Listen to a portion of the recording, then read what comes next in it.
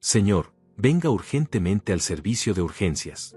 Su esposa está inconsciente y con ella hay un hombre desconocido. La situación es muy extraña. Esas fueron las palabras desesperadas que escuché del oficial de guardia al otro lado del teléfono. Dejé todo, abandoné mi auto con el motor encendido y corrí hacia el hospital como un loco. Mis piernas apenas me sostenían cuando entré a la sala de emergencias. Y entonces me paralicé. Completamente paralicé. Mi esposa Marlene y un hombre que nunca había visto en mi vida estaban acostados en camillas vecinas, ambos inconscientes, conectados a máquinas que pitaban sin cesar. Pero lo que me heló la sangre fue lo que había en el suelo, justo entre las dos camillas, manchas oscuras de sangre formando un charco irregular, ropas rasgadas esparcidas por todas partes, un frasco vacío de pastillas rodando cerca de la pared, y algo que parecía haber sido una pelea violenta, desesperada, mortal. ¿Qué demonios había pasado ahí? ¿Quién era ese hombre? ¿Por qué estaba con mi esposa? ¿De quién era esa sangre? Mi nombre es Joaquín, tengo 63 años, y en ese momento mi mundo entero se derrumbó frente a mis ojos. Las enfermeras corrían de un lado a otro, los médicos gritaban órdenes médicas que no comprendía, las luces fluorescentes del hospital me cegaban, y yo estaba ahí, parado como un idiota, tratando de procesar la escena del infierno que tenía delante. Un oficial de policía se acercó a mí con expresión seria, con una libreta en la mano, haciéndome preguntas que mis oídos apenas registraban. ¿Conoce usted a este hombre, señor? ¿Sabe dónde estuvo su esposa esta noche? ¿Tiene idea de qué pudo haber ocurrido? No, no, no. Esas eran las únicas respuestas que salían de mi boca entumecida. Pero déjeme retroceder un poco, porque para entender esta pesadilla necesitan conocer mi historia, necesitan saber quién soy yo, quién era Marlene, y cómo llegamos a este momento de horror absoluto. Hace 18 años me casé con Marlene. Ella tenía 42 entonces, yo 45. Era una mujer atractiva, de risa fácil, que me hizo creer que finalmente había encontrado a alguien con quien envejecer. Durante los primeros años todo parecía normal, incluso bueno. Trabajábamos juntos para construir una vida. Yo manejaba un taxi en aquel entonces, ella trabajaba en una tienda de ropa. Éramos un equipo, o eso pensaba yo. Pero con el paso del tiempo, algo cambió. Marlene cambió. O quizás siempre fue así y yo estuve demasiado ciego para verlo. Comenzó a quejarse de todo. De la casa que rentábamos, de mis ingresos, de mi apariencia, de mis horarios. Nada de lo que yo hacía era suficiente. Nunca era suficiente. Joaquín, mira cómo viven los Hernández, ellos sí tienen una casa bonita. Joaquín, el marido de mi amiga le compró un auto nuevo. ¿Y tú qué me das? Joaquín, estás envejeciendo mal, deberías cuidarte más, me da vergüenza salir contigo. Cada palabra era un cuchillo pequeño, pero constante. Todos los días, sin falta, había una crítica, un reproche, una comparación. Y yo, como un tonto, trabajaba más duro, pensando que si ganaba más dinero, si le daba más cosas, si me esforzaba más, ella finalmente estaría contenta. Finalmente me vería con amor otra vez. Hace 5 años dejé el taxi y comencé a trabajar como conductor de aplicativo. Los horarios eran brutales, pero las ganancias eran mejores. Me levantaba a las 4 de la madrugada, me duchaba en silencio para no despertar a Marlene, tomaba un café amargo de pie en la cocina, y salía a las calles oscuras de la ciudad. Conducía 12, a veces 14 horas al día. Mis piernas se hinchaban, mi espalda dolía constantemente, mis ojos ardían de cansancio. Comía lo que podía dentro del auto, marmitas frías que preparaba los domingos para toda la semana, mientras esperaba el siguiente viaje en algún estacionamiento solitario. ¿Y Marlene? Marlene dormía hasta las 11 de la mañana.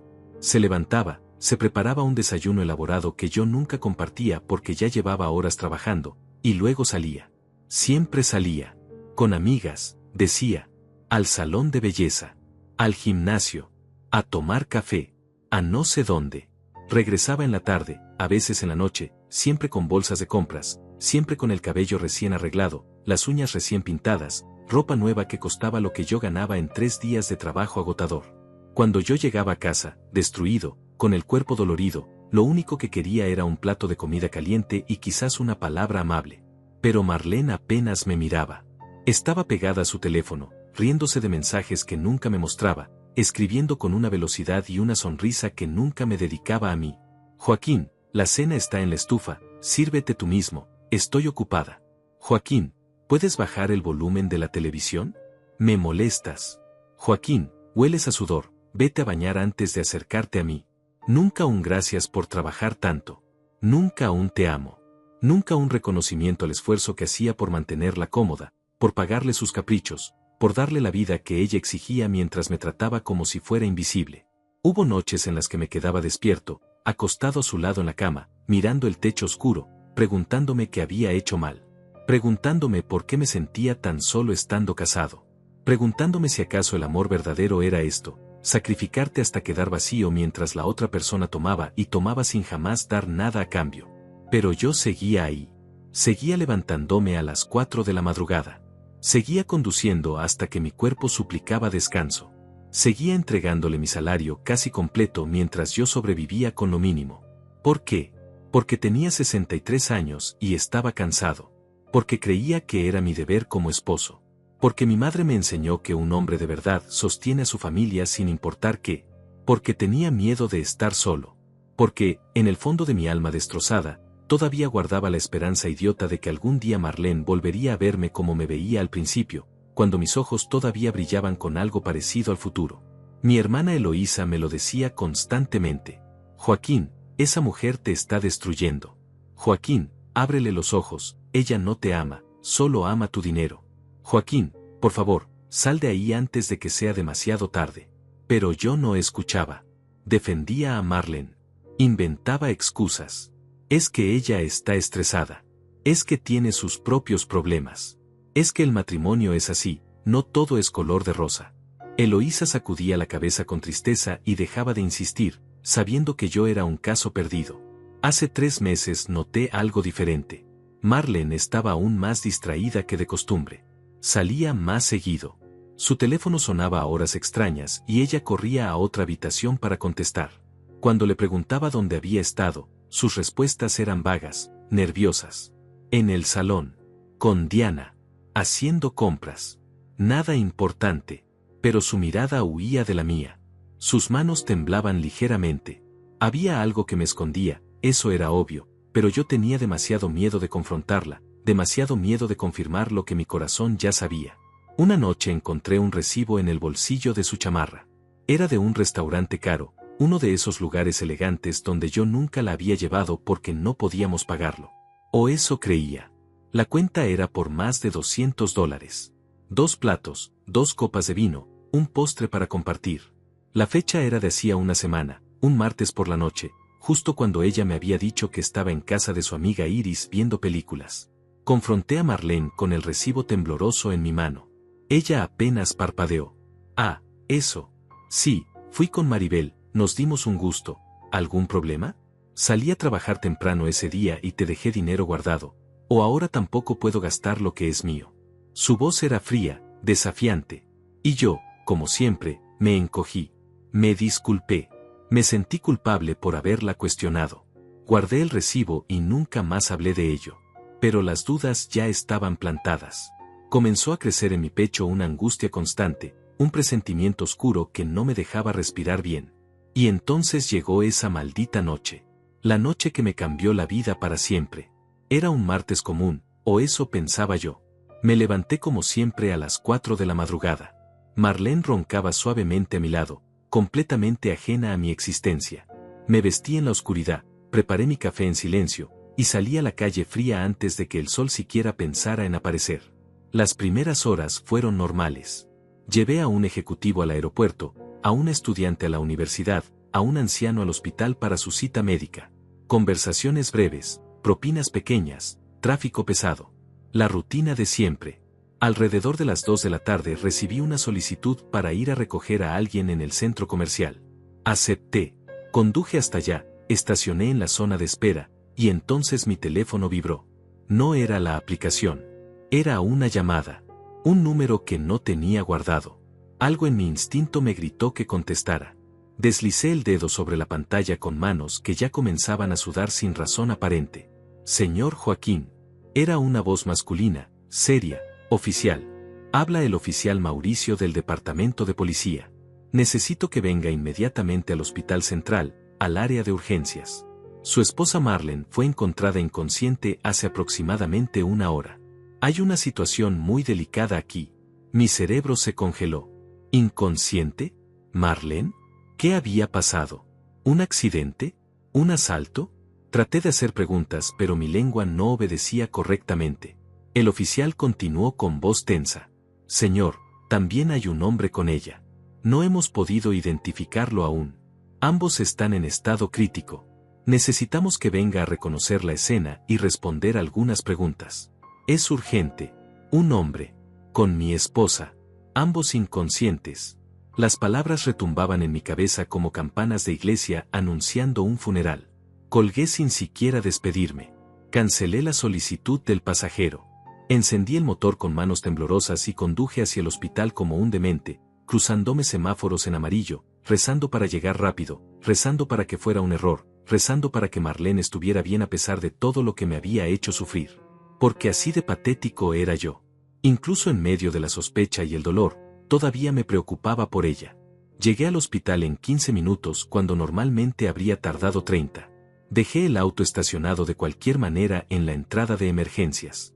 Un guardia me gritó algo, pero no le presté atención. Corrí hacia las puertas automáticas que se abrieron demasiado lento para mi desesperación. El olor a desinfectante y enfermedad me golpeó la nariz. Las luces fluorescentes del techo brillaban con una intensidad cruel. Enfermeras vestidas de verde pasaban corriendo con charolas de instrumentos médicos. Una mujer lloraba en la sala de espera abrazando a un niño pequeño. Todo era caos y ruido y miedo concentrado. Marlene Soto, grité en la recepción. Soy su esposo, me llamaron, ¿dónde está? La recepcionista, una mujer joven de ojos cansados llamada Diana según decía su gafete, me miró con una mezcla de compasión y preocupación. Venga conmigo, señor. El oficial lo está esperando. Me guió por un pasillo largo que parecía interminable. Cada paso resonaba en mi pecho como un tambor de guerra. Doblamos una esquina y entonces lo vi. Lo vi todo. Y me paralicé. 2 camillas colocadas una al lado de la otra en medio del área de trauma. En una estaba Marlene, mi esposa, conectada a cables y tubos, con una mascarilla de oxígeno cubriendo su rostro pálido. Su cabello negro, normalmente perfectamente peinado, estaba desordenado, con mechones pegados a su frente sudorosa. Su blusa color rosa estaba rasgada del hombro izquierdo. Tenía arañazos visibles en el cuello y en los brazos.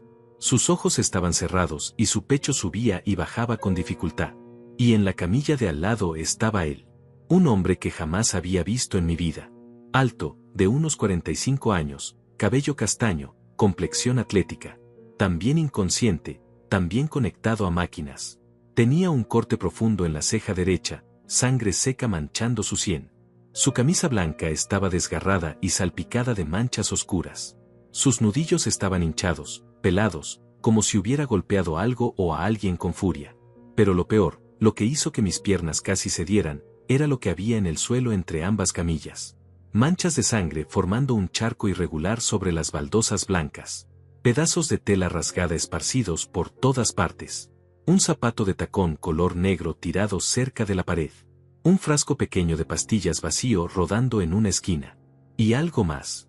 Una cartera de hombre abierta, con billetes desparramados alrededor, tarjetas de crédito, una identificación que no alcanzaba a leer desde donde estaba. Señor Joaquín. La voz del oficial Mauricio me sacó del trance. Era un hombre de unos 50 años, robusto, con bigote gris y mirada penetrante. Necesito que me responda algunas preguntas. ¿Reconoce usted a este hombre? Negué con la cabeza, incapaz de articular palabra. Mi garganta estaba cerrada, mi boca seca como el desierto. ¿Tiene idea de dónde pudo haber estado su esposa esta noche? Volví a negar. Ella había salido temprano por la tarde. Dijo que iba con su amiga Maribel al centro comercial. Eso fue lo último que supe. El oficial anotó algo en su libreta. ¿A qué hora fue eso?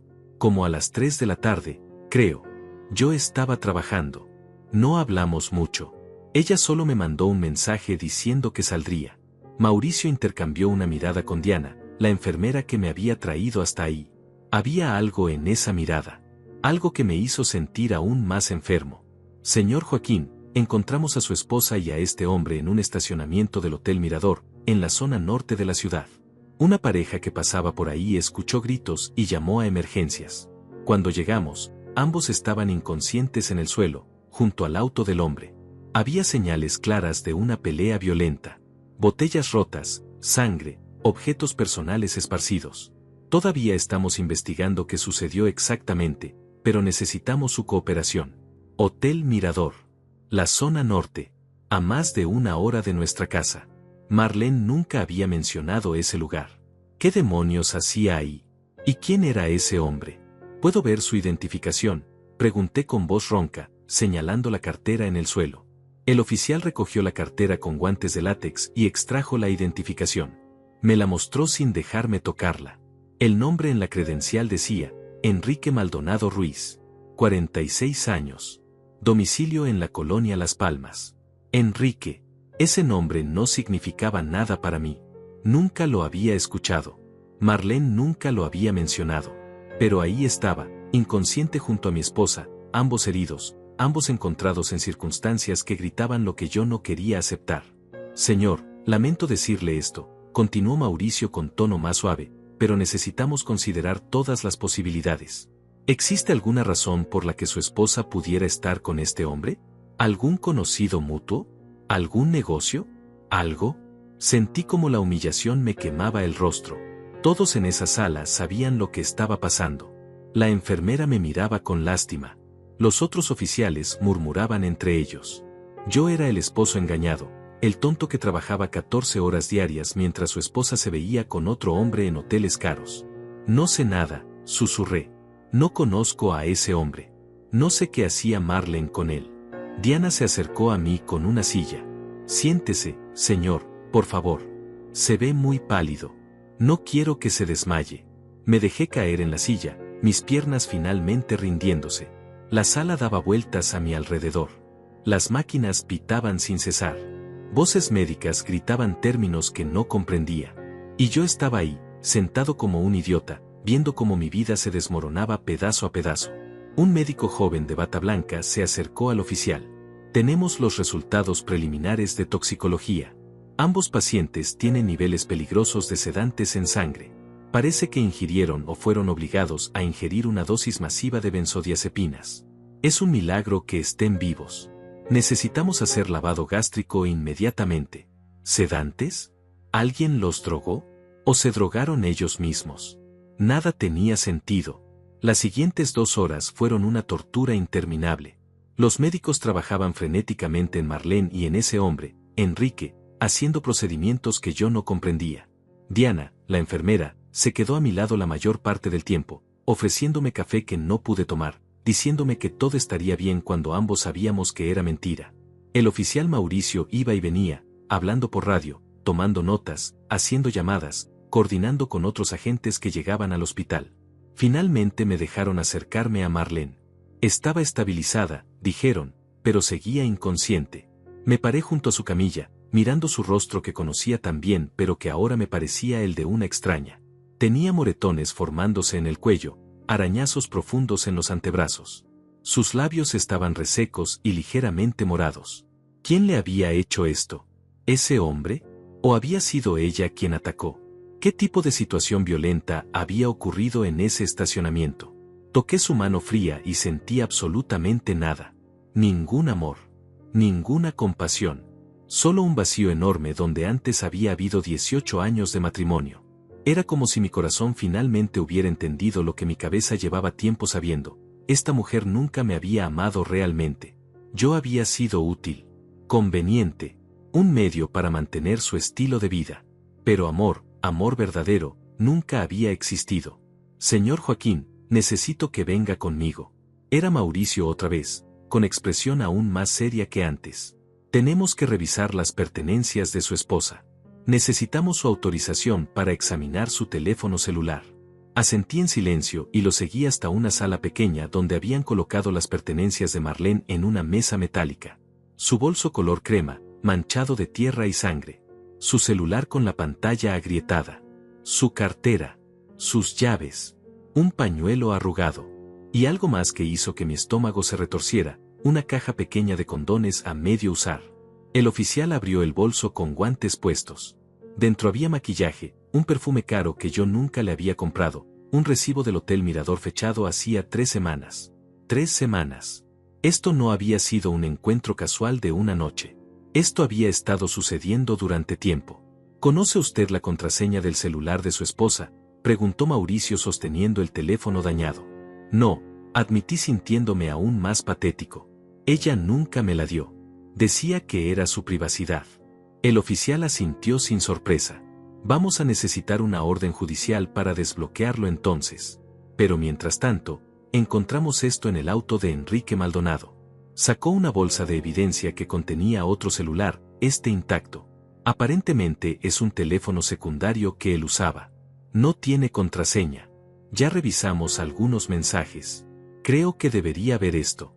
Me entregó el teléfono con expresión sombría. La pantalla mostraba una conversación de WhatsApp. El contacto decía simplemente, M. No hacía falta ser detective para saber que esa M era Marlene. Comencé a leer y cada mensaje era una puñalada directa al corazón. M. No aguanto más vivir esta mentira. Quiero estar contigo todo el tiempo.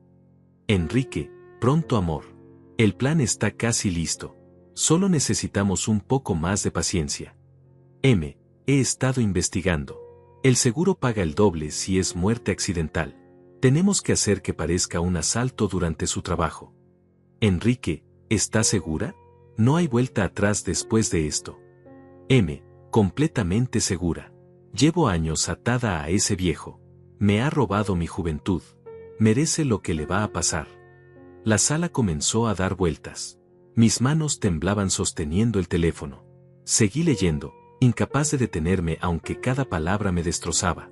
M. Hoy compré más pastillas. Nadie sospecha nada.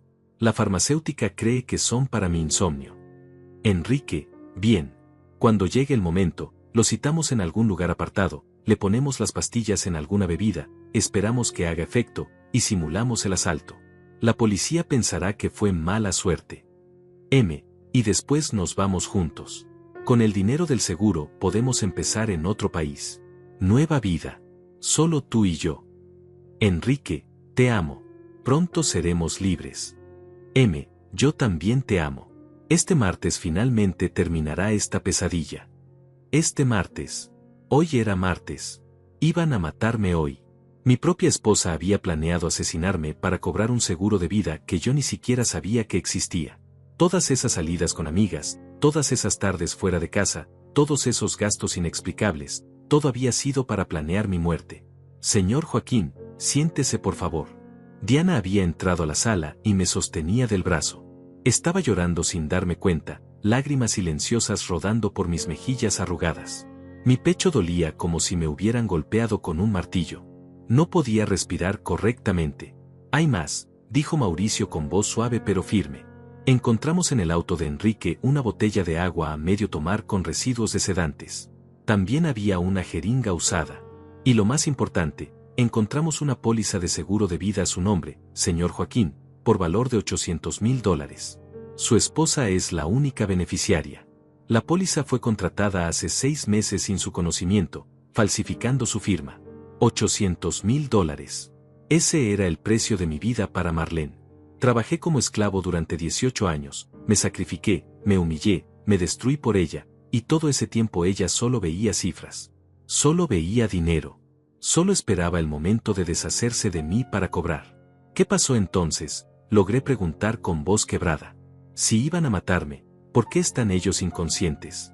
Todavía estamos reconstruyendo los hechos, explicó Mauricio, pero por las cámaras de seguridad del hotel y los testimonios preliminares, parece que algo salió terriblemente mal.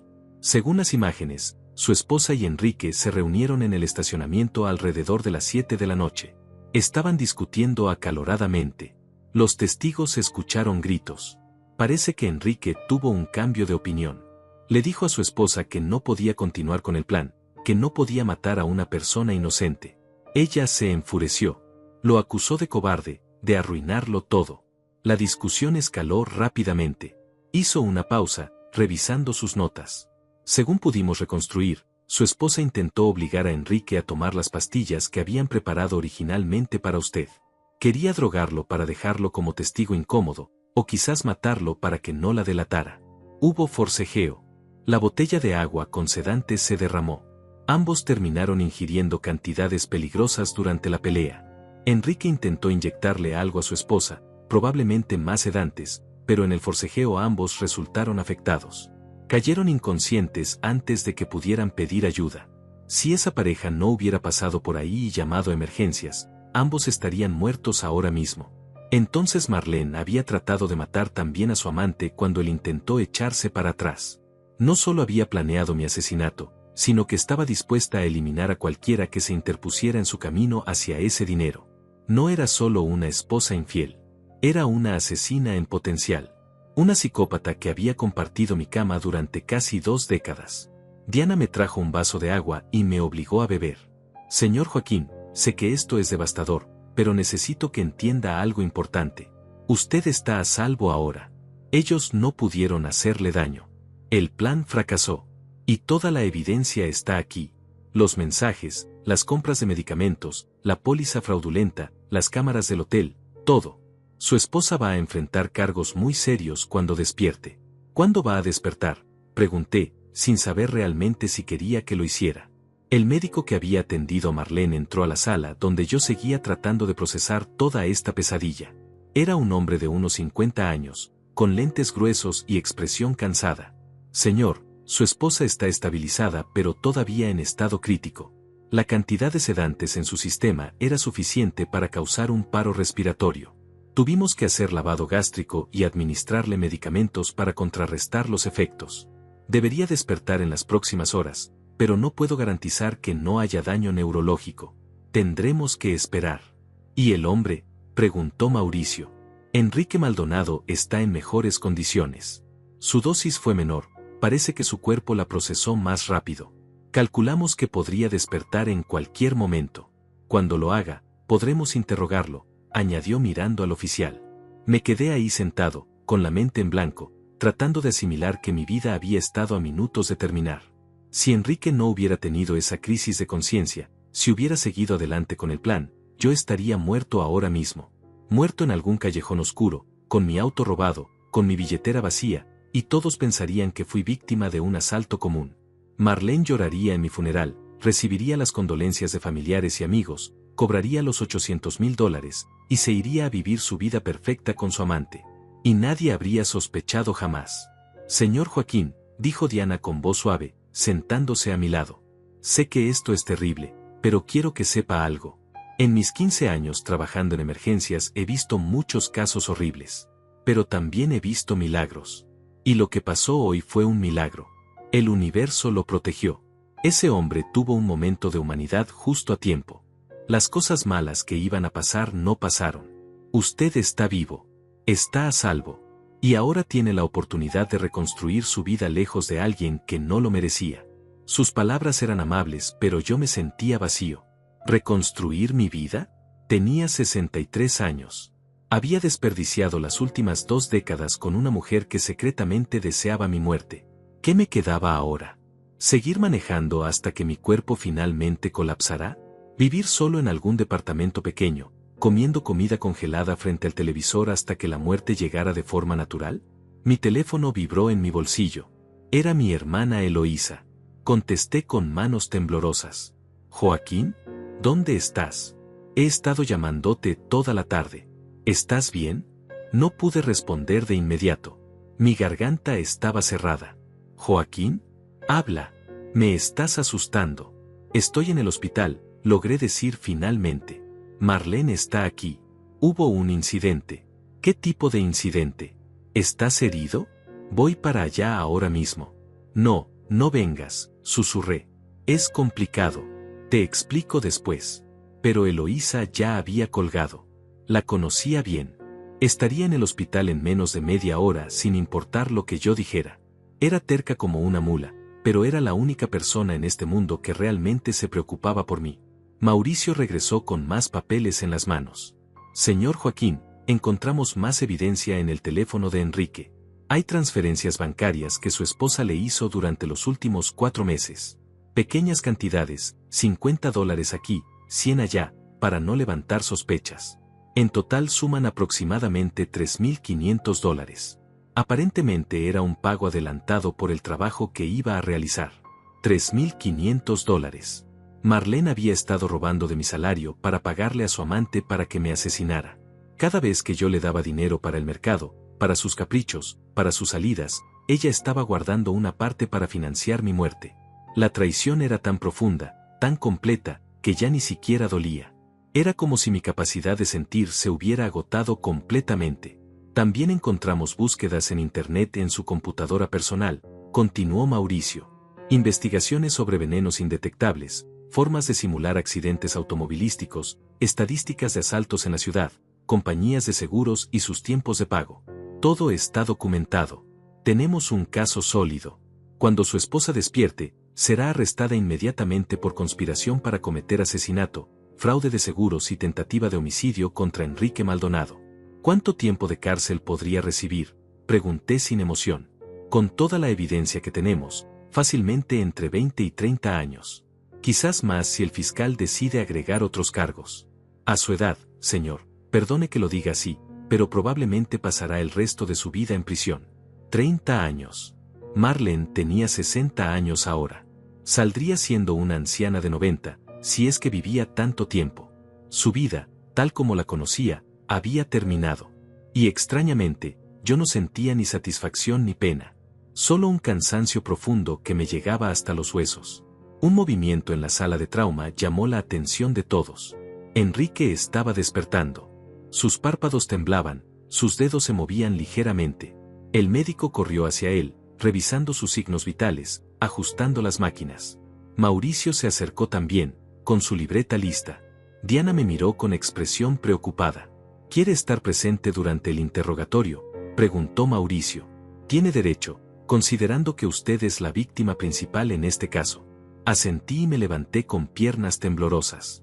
Necesitaba escuchar de su propia boca por qué. ¿Por qué había aceptado matar a un hombre inocente? ¿Por qué había planeado destruir mi vida por dinero? Necesitaba entender qué tipo de persona hace algo así. Nos acercamos a la camilla de Enrique justo cuando sus ojos se abrían completamente. Estaba confundido, desorientado, mirando alrededor sin comprender dónde estaba. Intentó incorporarse, pero los cables se lo impidieron. Su mirada finalmente se posó en mí y vi algo en sus ojos. Miedo, culpa, vergüenza. Señor Maldonado, dijo Mauricio con voz firme, soy el oficial Mauricio del Departamento de Policía. Está bajo arresto por conspiración para cometer asesinato. Tiene derecho a permanecer en silencio. Todo lo que diga puede ser usado en su contra. ¿Entiende sus derechos? Enrique asintió débilmente, sin dejar de mirarme. Yo sostuve su mirada, esperando que dijera algo, que explicara lo inexplicable. Necesito agua, susurró con voz ronca. Diana le trajo un vaso con una pajilla. Él bebió despacio, tosiendo un poco, recuperando fuerzas. Finalmente habló, dirigiéndose directamente a mí. Usted es Joaquín, ¿verdad? El esposo. Sí, respondí con voz plana. Soy el hombre que planeabas asesinar. Cerró los ojos con expresión de dolor que parecía genuina. Lo siento. Dios, lo siento tanto. No sé en qué estaba pensando. No sé cómo llegué a ese punto. ¿Por qué? Fue todo lo que pude preguntar. ¿Por qué aceptaste hacerlo? Enrique respiró profundo, como si estuviera reuniendo valor para confesar. Conocí a Marlene hace 8 meses en un gimnasio. Ella era hermosa, atenta, me hacía sentir especial. Yo acababa de divorciarme, estaba vulnerable, solo. Comenzamos a vernos. Al principio solo era una aventura, algo ligero, sin compromisos. Pero ella comenzó a hablarme de usted. Me decía que estaba atrapada en un matrimonio infeliz, que usted la maltrataba, que la tenía prisionera. Hizo una pausa, mirándome con ojos suplicantes. Me dijo que usted le pegaba, que la amenazaba, que la obligaba a quedarse. Me mostró moretones que según ella usted le había hecho. Yo le creí. Completamente. Pensé que estaba salvando a una mujer abusada de un monstruo.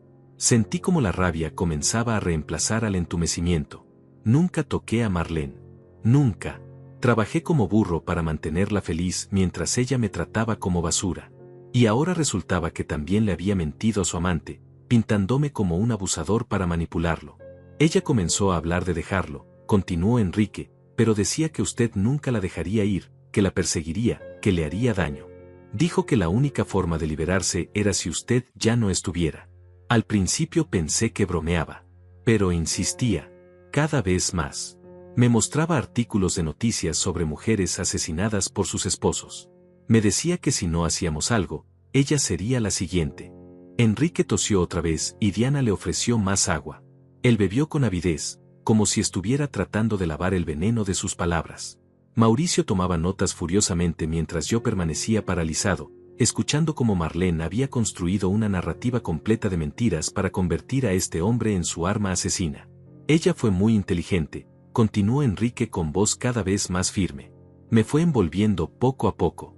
Primero me mostró supuestas amenazas de texto que según ella venían de usted. Mensajes violentos, posesivos, aterradores. Ahora me doy cuenta de que probablemente ella misma los escribió desde otro teléfono. Pero en ese momento yo estaba tan enamorado, tan cegado, que no cuestioné nada. ¿Cuándo comenzaron a planear específicamente mi asesinato? Pregunté con voz temblorosa de rabia contenida. Hace unos 4 meses, admitió bajando la mirada. Ella me dijo que había encontrado una póliza de seguro que usted tenía, por una cantidad grande de dinero. Dijo que si algo le pasaba a usted, ella finalmente sería libre y tendríamos recursos para empezar una nueva vida juntos. Me habló de países hermosos donde podríamos vivir, de una casa en la playa, de una vida sin preocupaciones. Yo estaba desempleado, desesperado económicamente. Mi divorcio me había dejado en la ruina. La idea de tener dinero, de tener una mujer que me amaba, de ser el héroe que salvaba a alguien de un matrimonio abusivo, todo eso nubló mi juicio. Héroe, repetí con amargura. Ibas a asesinarme a sangre fría y te veías como un héroe. Lo sé, susurró con lágrimas comenzando a rodar por su rostro golpeado. Lo sé y no tengo excusa. Soy un monstruo. Pero tiene que creerme, señor Joaquín, cuando llegó el momento, cuando llegó hoy, cuando íbamos a ejecutar el plan, no pude. Mi conciencia finalmente despertó. ¿Qué iba a pasar hoy exactamente?, preguntó Mauricio inclinándose hacia adelante. Enrique respiró temblorosamente. El plan era simple. Marlene iba a llamarlo a usted esta noche, alrededor de las 9, pidiéndole que fuera a recogerla a un lugar específico en la zona industrial. Diría que su auto se había descompuesto, que estaba asustada, que la ayudara. Cuando usted llegara, yo estaría escondido. Marlene le ofrecería una botella de agua con sedantes disueltos. Mientras esperábamos que hicieran efecto, yo me acercaría. Una vez inconsciente, simularíamos un asalto violento. Robaríamos su billetera, su celular, dejaríamos su auto abandonado. Los paramédicos lo encontrarían ya muerto por la sobredosis, pero parecería que los asaltantes lo habían drogado para robarle más fácilmente. Un caso más de la creciente violencia urbana. Nada que investigar profundamente. El nivel de detalle era escalofriante. Habían pensado en todo. Cada paso cuidadosamente planeado. Mi muerte reducida a una estadística más en el periódico. Pero esta tarde, continuó Enrique limpiándose las lágrimas, cuando nos encontramos en el estacionamiento del hotel para repasar los últimos detalles, algo se rompió dentro de mí. La vi preparar las pastillas, contándolas meticulosamente, sonriendo mientras hablaba de cuánto dinero íbamos a recibir, y de repente la vi claramente por primera vez. No era una víctima asustada. Era una mujer calculadora, fría, que estaba usando mi amor y mi estupidez para cometer un asesinato. Me di cuenta de que si era capaz de matar a su esposo con quien había vivido casi 20 años, ¿qué me impediría eventualmente hacerme lo mismo a mí si algún día dejaba de serle útil? Entonces le dijiste que no ibas a hacerlo, lo interrumpió Mauricio. Exacto. Le dije que no podía seguir con esto, que estaba mal, que matar a un hombre inocente, sin importar las excusas que nos dijéramos, era imperdonable. Le dije que me iba, que podía quedarse con el dinero que ya le había dado, pero que yo me alejaba de todo este plan demente. ¿Y cómo reaccionó ella? Enrique cerró los ojos recordando. Se volvió loca, completamente loca. Comenzó a gritarme, llamándome cobarde, inútil, traidor. Me dijo que yo le había prometido salvarla, que ahora la estaba condenando a seguir sufriendo con su esposo abusivo. Le dije que sospechaba que todo eso era mentira, que probablemente usted era un buen hombre y ella era la manipuladora. Eso la enfureció aún más. Hizo una pausa, tocándose el corte en la ceja. Me atacó físicamente. Me arañó la cara, me golpeó. Yo solo trataba de defenderme sin lastimarla. Entonces corrió al auto y sacó la botella de agua con los sedantes. Me gritó que si yo no iba a ayudarla, entonces me convertiría en un problema que necesitaba eliminar. Trató de obligarme a beber. Forcejeamos. La botella se derramó sobre ambos. Ambos tragamos agua sin querer durante la pelea. Ella sacó una jeringa, no sé de dónde, e intentó inyectarme. Logré quitársela, pero en el forcejeo ambos terminamos con el líquido en nuestros sistemas. Comencé a sentirme mareado casi de inmediato.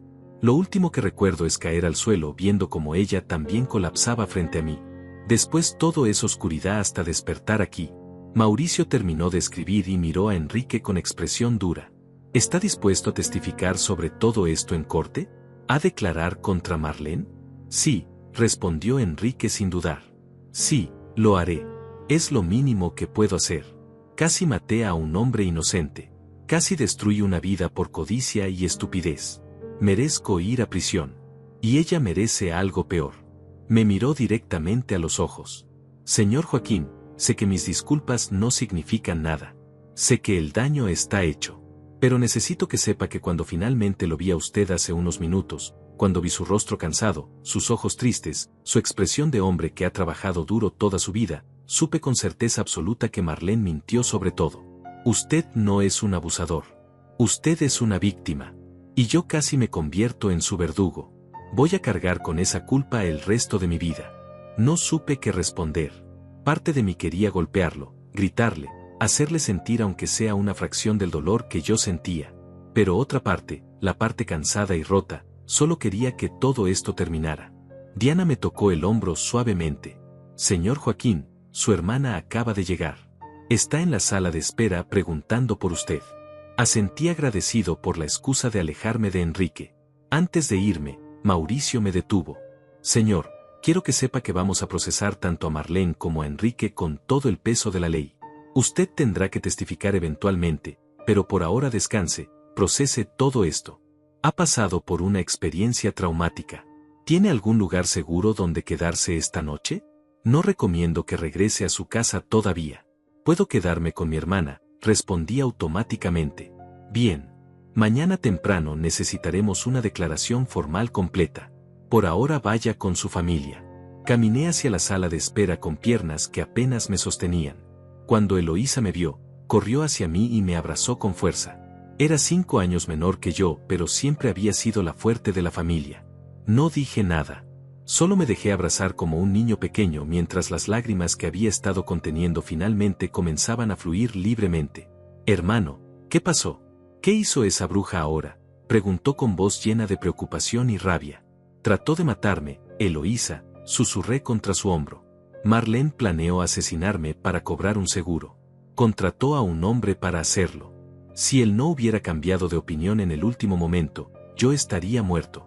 Sentí como el cuerpo de mi hermana se tensaba.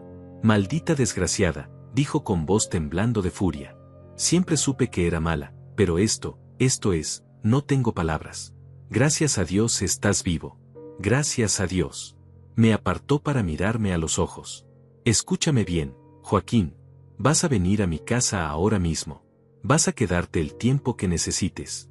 Y nunca, nunca más vas a dudar de tu valor como persona. Esa mujer no te merecía. Nunca te mereció. Te usó, te maltrató y finalmente trató de matarte. Pero sobreviviste. Y ahora vas a reconstruir tu vida. ¿Me escuchas? Asentí débilmente, sin estar seguro de creerle, pero necesitando desesperadamente su certeza. Eloísa me llevó a su casa esa noche. Vivía en un departamento pequeño, pero acogedor en la zona sur de la ciudad. Estaba divorciada hacía 10 años y vivía sola con sus 2 gatos, Max y Luna. Me preparó té de manzanilla, me obligó a comer aunque yo insistía que no tenía hambre, y me instaló en su habitación de huéspedes que olía a lavanda y limpieza. Me acosté en esa cama extraña, mirando el techo desconocido, y no pude dormir.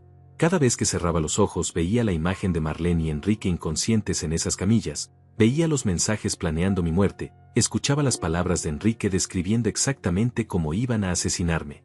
Mi cerebro repetía la pesadilla una y otra vez sin darme descanso. A las 3 de la madrugada me levanté y fui a la sala. Eloísa estaba ahí, despierta también, tomando té en la oscuridad. Me vio y simplemente señaló el sillón junto a ella. Me senté sin decir palabra. Ella tampoco habló. Solo estuvimos ahí, en silencio cómodo, 2 hermanos que habían sobrevivido a infancias difíciles, a padres ausentes, a matrimonios destructivos, y que ahora se acompañaban en el dolor sin necesidad de palabras vacías. No puedo creer que desperdicié 18 años con ella, dije finalmente cuando el silencio se volvió demasiado pesado. No los desperdiciaste, respondió Eloísa con voz firme. Viviste, sobreviviste, hiciste lo mejor que pudiste con la información que tenías. No eres adivino, Joaquín. No podía saber que ella era capaz de algo así. Nadie podría haberlo sabido. Pero hubo señales, argumenté sintiendo la familiar oleada de culpa. Tantas señales. Su frialdad, sus gastos inexplicables, sus salidas constantes, su teléfono que escondía. Yo sabía que algo andaba mal, pero tenía demasiado miedo de enfrentarlo. ¿Y sabes por qué tenías miedo?, preguntó mi hermana mirándome directamente. Porque ella te había condicionado durante años a dudar de ti mismo, a sentirte insuficiente, a creer que eras afortunado de que alguien como ella se quedara contigo. Eso es abuso psicológico, hermano. Te lavó el cerebro tan completamente que preferías vivir en negación que arriesgarte a perderla. Pero no era amor. Era miedo. Y eso no es culpa tuya. Es culpa de ella. Sus palabras penetraron algo profundo en mi pecho. Tenía razón. Había vivido tanto tiempo bajo el control emocional de Marlene que había olvidado quién era yo antes de ella. Había olvidado que merecía respeto, afecto, consideración básica. Me había convertido en una sombra de mí mismo, existiendo solamente para servir y complacer, esperando migajas de aprobación que nunca llegaban. Mañana tienes que ir a dar tu declaración formal, dijo Eloísa. Yo voy contigo. No vas a enfrentar esto solo. Y después vamos a hablar con un abogado. Necesitas divorciarte de esa mujer lo antes posible. Necesitas proteger tus bienes, tu pensión, todo. Ella no merece un solo centavo de lo que trabajaste. Asentí agradecido. No sé qué haría sin ti, Eloísa. Nunca tendrás que saberlo, respondió tomando mi mano arrugada entre las suyas. Somos familia. Y la familia verdadera no te abandona cuando las cosas se ponen difíciles. No como esa víbora. Finalmente logré dormir un par de horas antes del amanecer. Cuando desperté, Eloísa ya había preparado café y había llamado a su trabajo diciendo que tomaría el día libre. Desayunamos en silencio, pan tostado con mantequilla y huevos revueltos que mi estómago apenas toleraba. A las 9 de la mañana sonó mi teléfono. Era el oficial Mauricio. Señor Joaquín, buenos días. Necesito informarle que Marlene despertó hace aproximadamente una hora. Está consciente y orientada. Los médicos dicen que no hay daño neurológico permanente. Ya fue formalmente arrestada y se le leyeron sus cargos. ¿Puede venir al hospital alrededor de las 11 para su declaración formal? Ahí estaré, respondí con voz más firme de lo que me sentía. También quiero que sepa que ella está pidiendo hablar con usted. Dice que necesita explicarle algunas cosas. No tiene obligación de verla si no quiere. Es completamente su decisión. Colgué el teléfono sintiendo una mezcla extraña de terror y curiosidad. Parte de mí quería verla, necesitaba escuchar qué posible explicación podría dar para intentar asesinar a su propio esposo. Pero otra parte sabía que cualquier cosa que dijera sería manipulación, más mentiras diseñadas para controlarme incluso ahora cuando estaba atrapada. ¿Qué te dijo?, preguntó Eloísa observándome cuidadosamente. Marlene despertó. ¿Quiere hablar conmigo? Los ojos de mi hermana se entrecerraron peligrosamente. Ni se te ocurra, Joaquín. Esa mujer es venenosa. Va a tratar de manipularte otra vez. Va a llorar, va a suplicar, va a inventar excusas. No caigas en su trampa. Lo sé, dije. Lo sé. Pero creo que necesito verla. Necesito cerrar este capítulo completamente. Necesito mirarla a los ojos y decirle que ya no tiene poder sobre mí. Eloísa suspiró profundamente. Está bien. Pero yo voy contigo. Y si siento que te está manipulando, te saco de ahí inmediatamente. ¿Entendido? Llegamos al hospital a las 11 en punto. Mauricio nos estaba esperando en la entrada con otro oficial más joven. Señor Joaquín, señora, bienvenidos. Antes de que vea a su esposa, necesito que firme algunos documentos y escuche instrucciones importantes. La conversación será monitoreada y grabada. Cualquier cosa que ella diga puede y será usada como evidencia. Usted no puede tocarla físicamente. Habrá un oficial presente en todo momento. Si en algún punto se siente amenazado o incómodo, dígalo inmediatamente y terminamos la conversación. ¿Está claro? Perfectamente claro, respondí. Me guiaron por pasillos que ya me eran dolorosamente familiares hasta llegar a una habitación privada con un guardia en la puerta. Adentro, esposada a la cama del hospital, estaba Marlene. Se veía terrible. Su cabello era un desastre, su rostro pálido y demacrado, moretones oscuros decorando su cuello y brazos. Pero sus ojos, cuando me vieron entrar, seguían siendo los mismos. Calculadores. Fríos. Buscando el ángulo perfecto para atacar. Joaquín, susurró con voz débil que seguramente había practicado. Gracias por venir. Necesitaba verte. Eloísa se quedó junto a la puerta con los brazos cruzados, fulminando a Marlene con la mirada. Mauricio se paró al otro lado de la cama con su libreta. Yo me acerqué lentamente, manteniéndome a una distancia segura. ¿Qué quieres, Marlene?, pregunté con voz plana, vacía de emoción. Necesito que entiendas, comenzó ella con lágrimas que parecían sorprendentemente reales comenzando a rodar por sus mejillas. Nada de esto era real. Enrique me manipuló. Él fue quien planeó todo. Yo solo seguí el juego porque tenía miedo de él. Me amenazó, me dijo que si no cooperaba te haría daño de todas formas. Yo estaba tratando de protegerte. La audacia de la mentira me dejó sin aliento. Incluso ahora, con toda la evidencia en su contra, con los mensajes, las transferencias de dinero, los testimonios, ella seguía intentando retorcer la historia para hacerse la víctima. Me reí. No pude evitarlo. Una risa amarga, rota, salió de mi garganta. ¿Protegerme? ¿Me estás diciendo que contrataste a un hombre para asesinarme, que falsificaste mi firma en una póliza de seguro, que robaste de nuestro dinero para pagarle, que planeaste cada detalle de mi muerte durante meses, todo para protegerme? El rostro de Marlene cambió. Las lágrimas se secaron instantáneamente. Su expresión se endureció. Ahí estaba. La verdadera Marlene. La máscara finalmente había caído completamente. Tú no entiendes nada, dijo con voz llena de veneno. Desperdicié los mejores años de mi vida contigo. ¿Sabes lo que es estar casada con un hombre mediocre, aburrido, que nunca tuvo ambición real? ¿Que nunca me dio la vida que merecía? Trabajabas y trabajabas, pero seguíamos siendo pobres. Nunca tuvimos la casa bonita, los viajes al extranjero, los lujos que mis amigas tenían. Me avergonzaba de ti, Joaquín. Me avergonzaba cada vez que tenía que presentarte a alguien. Sus palabras eran cuchillos afilados diseñados para destrozarme como siempre lo habían hecho. Pero esta vez algo era diferente. Esta vez ya no dolían de la misma manera. Porque finalmente podía verla con claridad absoluta. No era una mujer insatisfecha atrapada en un matrimonio difícil. Era una persona fundamentalmente rota, incapaz de amar a nadie más que a sí misma, dispuesta a destruir vidas para conseguir lo que quería.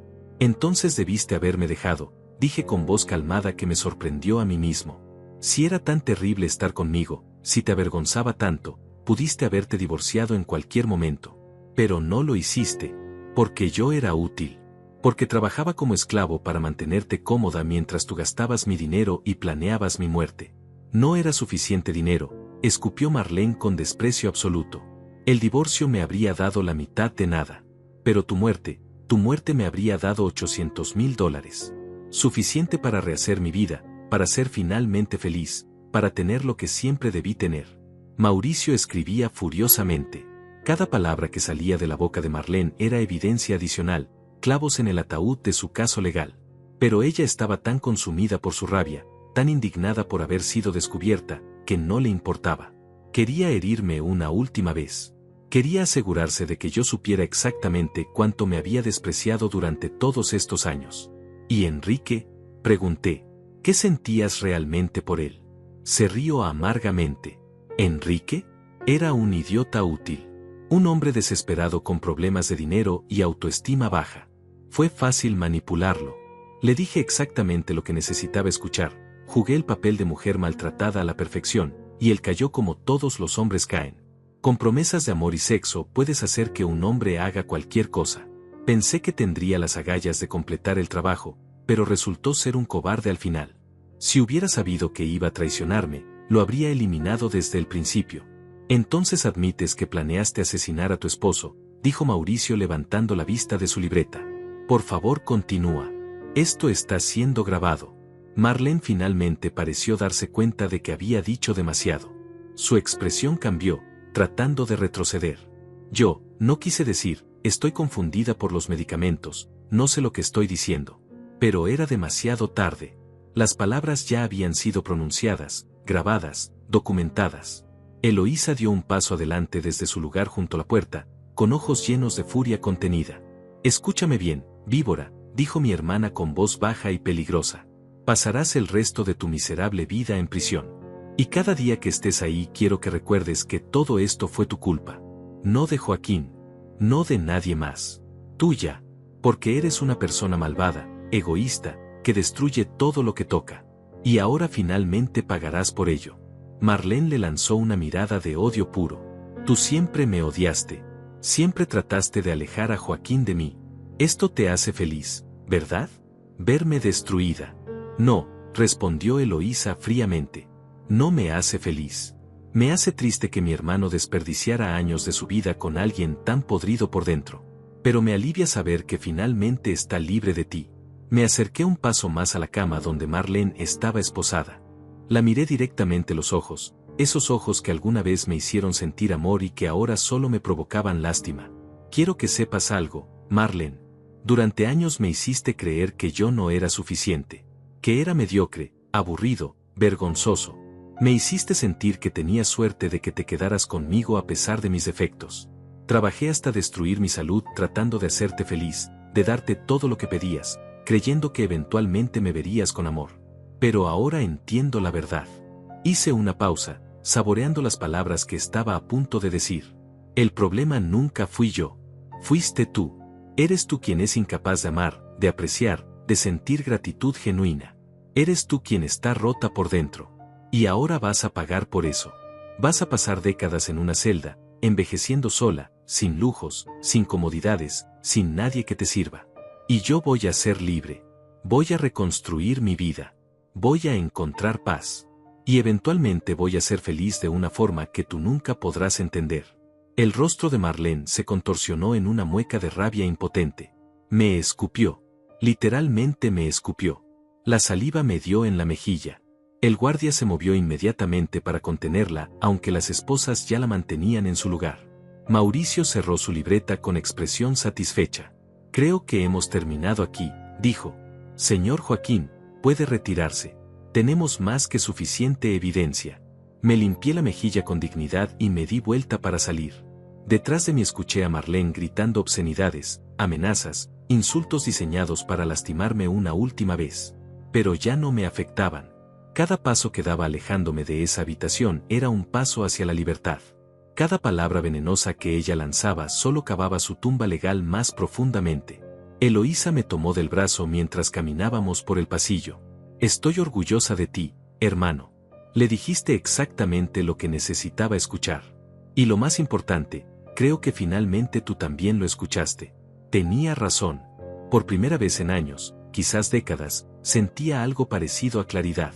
Como si una niebla espesa que había estado cubriendo mi mente finalmente se hubiera disipado. Marlene no tenía poder sobre mí. Nunca más lo tendría. Los días siguientes fueron un torbellino de actividad legal. Di mi declaración formal completa que tomó casi 4 horas. Respondí cada pregunta con honestidad brutal, describiendo años de abuso emocional, manipulación, negligencia. El fiscal, un hombre serio de unos 40 años llamado Lisandro, me aseguró que el caso contra Marlene era sólido como una roca. Tenemos los mensajes, las transferencias bancarias, el testimonio de Enrique, las cámaras de seguridad, su propia confesión grabada de hace 2 días, me explicó. Ella va a ser acusada de conspiración para cometer asesinato, fraude de seguros, intento de homicidio contra Enrique Maldonado, y posiblemente otros cargos adicionales. Con toda esta evidencia, el juicio será relativamente corto. Mi estimado es que recibirá entre 25 y 30 años de prisión. ¿Y Enrique? Pregunté. Él está cooperando completamente, respondió Lisandro. Su testimonio es crucial. También enfrenta cargos serios, obviamente, pero dado que se echó para atrás antes de cometer el asesinato y que está testificando contra la organizadora principal del plan, probablemente recibirá una sentencia reducida. Tal vez 10 a 15 años en lugar de cadena perpetua. Me sorprendió descubrir que sentía algo de alivio al escuchar eso. Enrique había sido manipulado también, de una manera diferente pero real. Había sido lo suficientemente débil como para ser usado, pero al final había encontrado algo de humanidad. No lo perdonaba, probablemente nunca podría, pero tampoco deseaba que pagara el mismo precio que Marlene. Mi abogado de divorcios, recomendado por Eloísa, Era una mujer eficiente llamada Amalia que no perdió tiempo. Dado el intento de asesinato documentado, el divorcio será expedito, me explicó. Marlene no tiene derecho a nada. De hecho, usted podría demandarla civilmente por daños emocionales y el costo de terapia que definitivamente va a necesitar. Vamos a asegurarnos de que no vea un centavo de su pensión, sus ahorros, nada. 3 semanas después del incidente, me encontré sentado en la oficina de Amalia firmando los papeles de divorcio. Mi matrimonio de 18 años terminaba con una firma en tinta negra sobre papel blanco. Debería haber sentido algo, tristeza tal vez, o nostalgia por lo que pudo haber sido. Pero solo sentía un inmenso alivio. Como si hubiera estado cargando un peso de 100 kilos durante años y finalmente pudiera dejarlo caer. Diana, la enfermera que me había ayudado esa noche terrible en el hospital, me llamó una tarde. Había estado pensando en usted, dijo con voz cálida. Quería saber cómo estaba procesando todo. Sé que eventos traumáticos como este pueden tener efectos duraderos. ¿Ha considerado buscar terapia? Honestamente no, admití. He estado tan ocupado con asuntos legales que no he pensado en mi salud mental. Debería, dijo gentilmente. Lo que vivió fue un trauma severo. Años de abuso emocional seguidos por un intento de asesinato. Nadie procesa eso solo. Tengo el contacto de una excelente terapeuta especializada en trauma y abuso. ¿Puedo enviárselo? Acepté la recomendación de Diana y comencé terapia 2 semanas después. La doctora Iris era una mujer de unos 50 años, con ojos amables y una manera de hablar que te hacía sentir seguro de compartir tus pensamientos más oscuros. Durante nuestras primeras sesiones apenas pude hablar sin llorar. Todo el dolor que había estado reprimiendo durante años finalmente encontraba salida. Hablamos de mi infancia, de cómo había aprendido a ser complaciente para evitar conflictos, de cómo Marlene había explotado exactamente esas debilidades para controlarme. Usted no tiene la culpa de lo que ella hizo, me repetía la doctora Iris una y otra vez.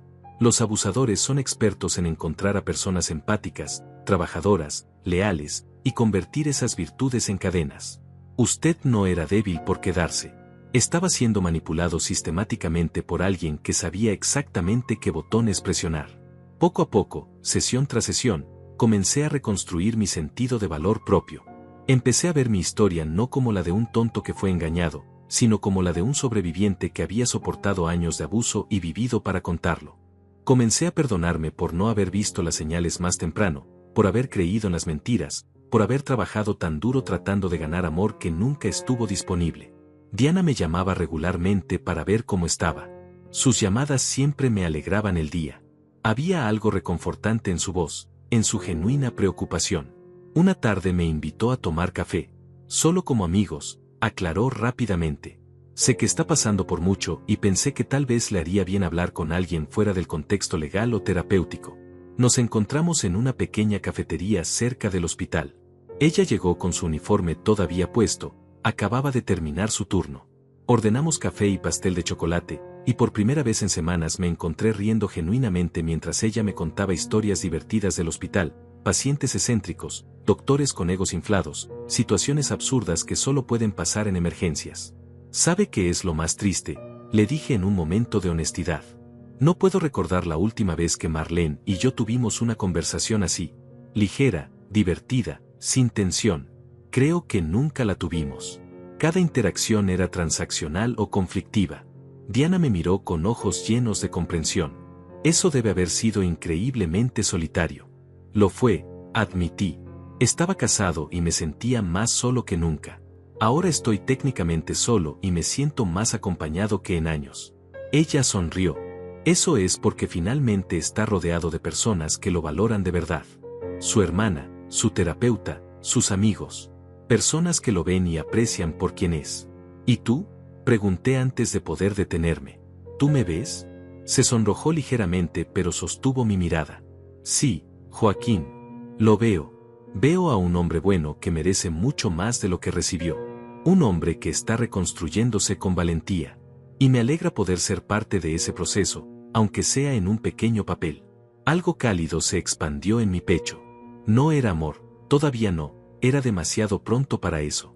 Pero era esperanza. La posibilidad de que quizás, eventualmente, podría volver a confiar en alguien. Podría volver a sentir afecto genuino sin miedo constante de ser usado o traicionado. El juicio de Marlene comenzó 4 meses después del incidente. El fiscal Lisandro había hecho un trabajo meticuloso construyendo el caso. Yo tuve que testificar, lo cual fue una de las experiencias más difíciles de mi vida. Marlene estaba ahí, vestida con un traje gris sobrio que probablemente su abogado le había aconsejado usar para verse menos amenazante, mirándome con una expresión que intentaba ser de arrepentimiento pero que no alcanzaba sus ojos fríos. Describí ante el juez y el jurado años de maltrato emocional.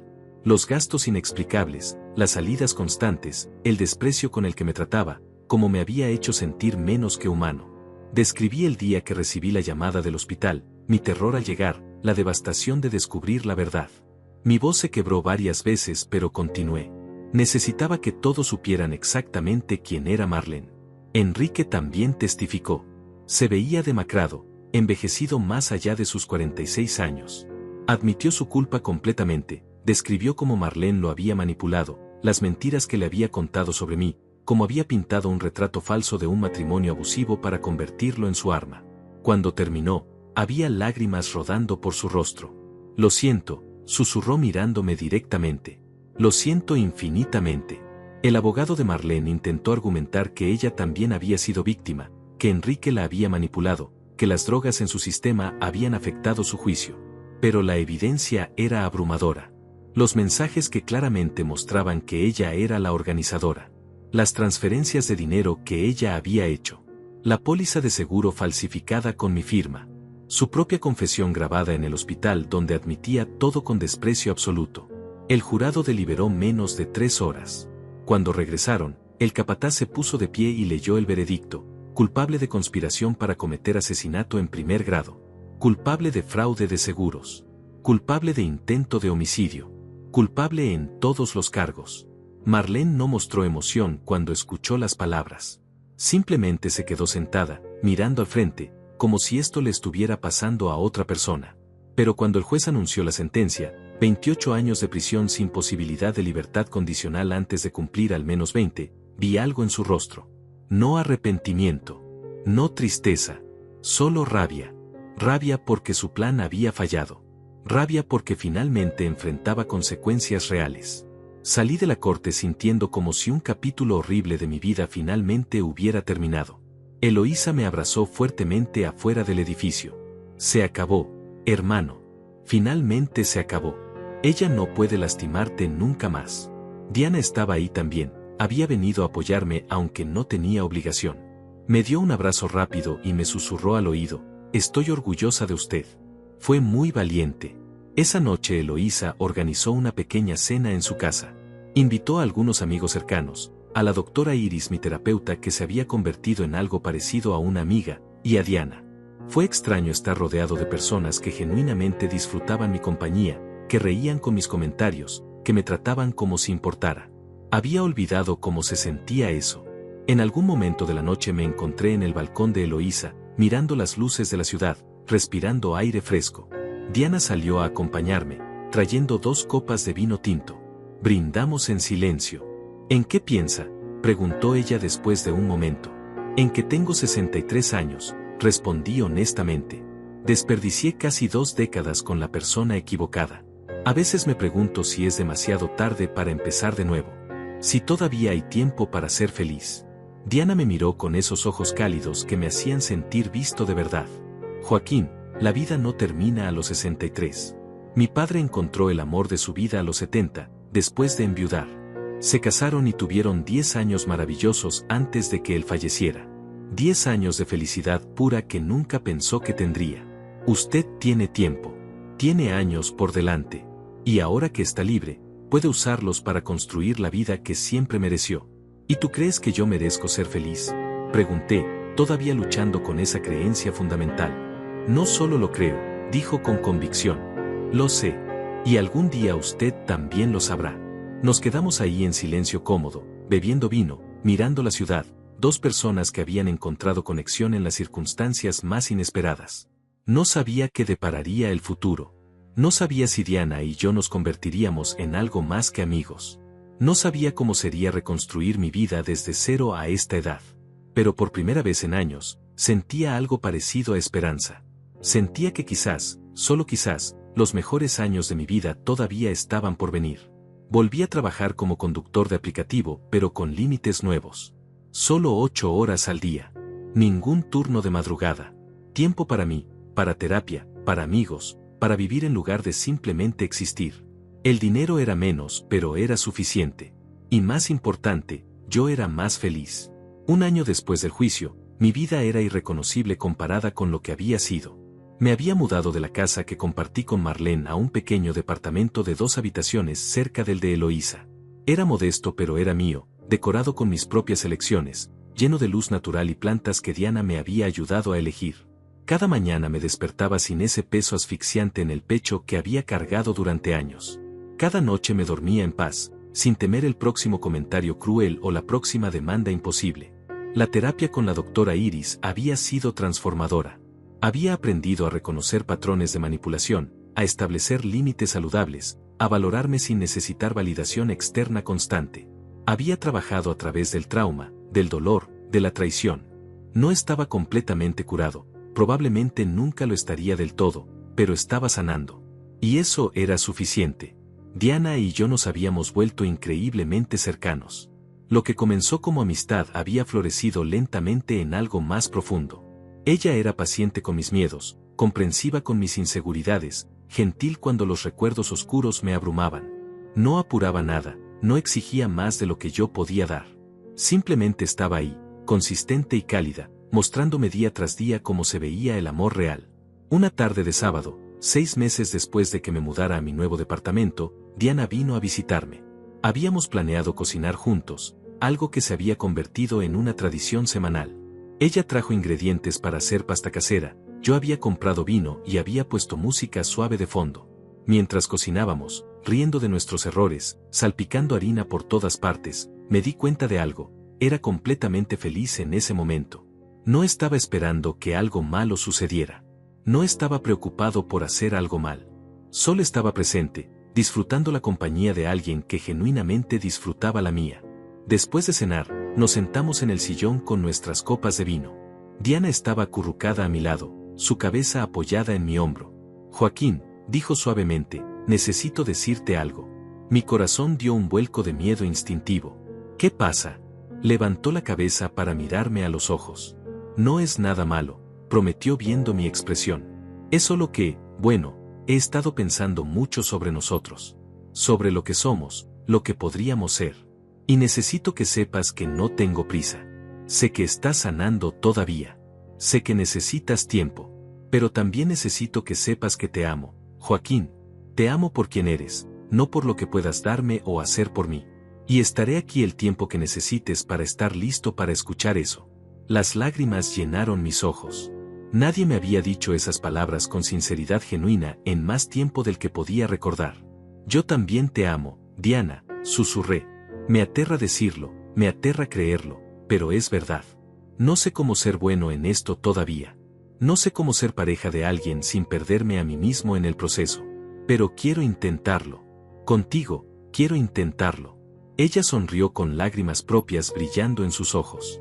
Entonces lo intentaremos juntos. Paso a paso. Sin prisa.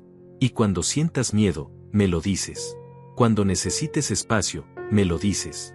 Esto no será como antes. Esto será diferente porque ambos elegimos que sea diferente. La besé entonces, suave y lentamente, y fue como si todas las partes rotas dentro de mí comenzaran a realinearse. No era magia instantánea.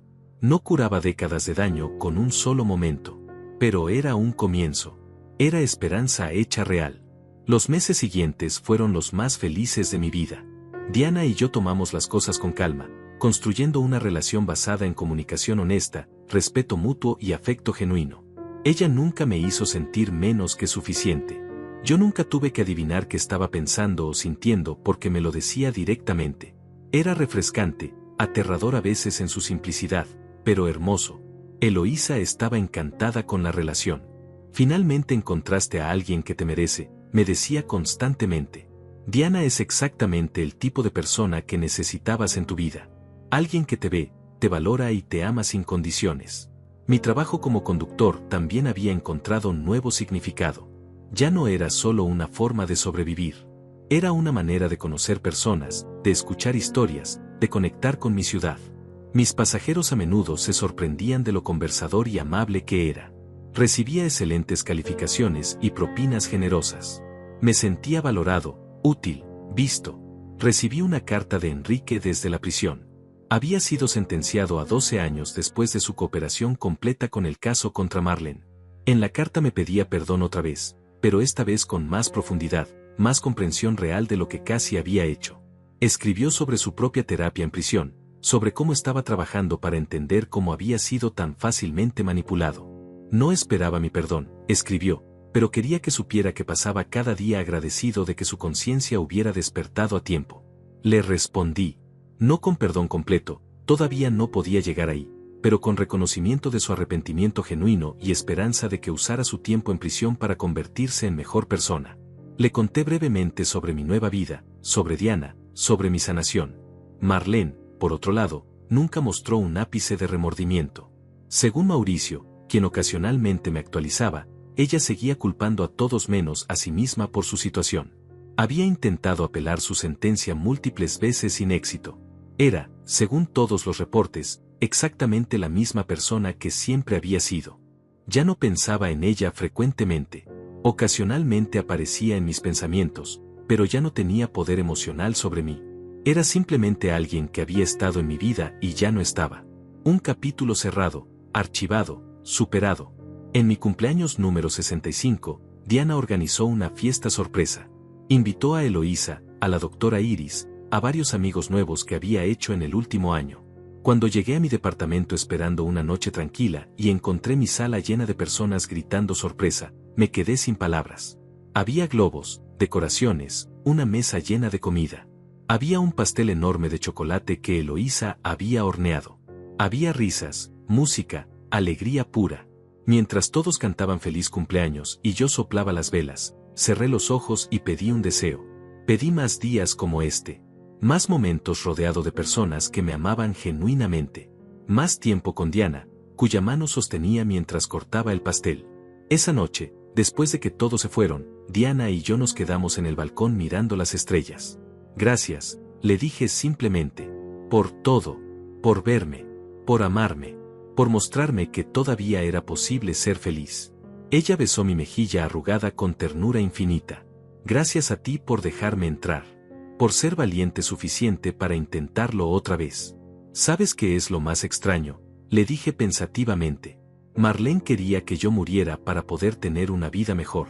Pero su plan falló, y ahora ella está en prisión mientras yo estoy aquí, más vivo de lo que he estado en décadas. Es como si el universo supiera exactamente lo que cada uno de nosotros merecía. El karma es real, respondió Diana con una sonrisa. Y tú merecías esto. Una segunda oportunidad. Una vida real. Amor verdadero. Me quedé pensando en todo el camino recorrido. La llamada de pánico del hospital. El descubrimiento devastador de la traición. Los meses de dolor procesando años de abuso. El juicio. La sentencia. Y luego, lenta pero inevitablemente, la sanación. El crecimiento. El redescubrimiento de quién era yo sin la sombra tóxica de Marlene oscureciendo cada aspecto de mi existencia.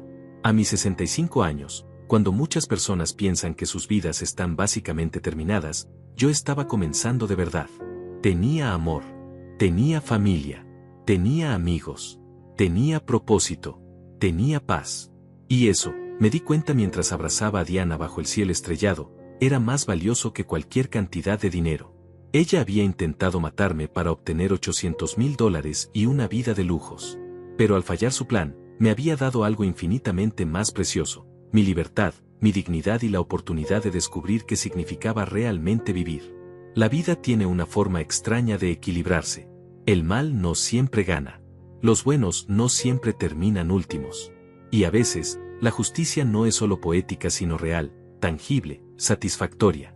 Marlene pasaría las próximas décadas en una celda pequeña, envejeciendo sola, sin lujos, cosechando exactamente lo que sembró. Y yo pasaría mis años dorados rodeado de amor, construyendo memorias nuevas, viviendo finalmente la vida que siempre debía haber tenido. Al final, sobreviví. No solo sobreviví, prosperé. Y esa era la mejor venganza posible. Vivir bien. Ser feliz. Demostrar que ni siquiera la traición más profunda puede destruir a una persona que se niega a ser destruida. Esta es mi historia. Y aunque comenzó con terror y dolor, termina con esperanza y amor. Y eso lo hace todo valer la pena.